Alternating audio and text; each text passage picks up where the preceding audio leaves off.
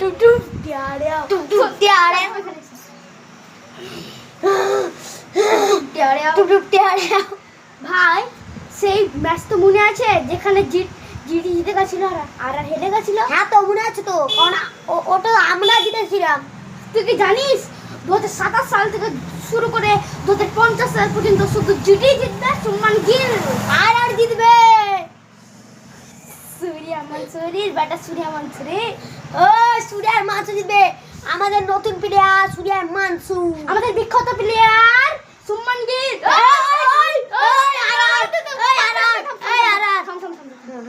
আমরা শুধু লড়াই করে কি করছি? অডিয়েন্স দেখে বলি, অডিয়েন্স লাইন হলেই করবে। অডিয়েন্স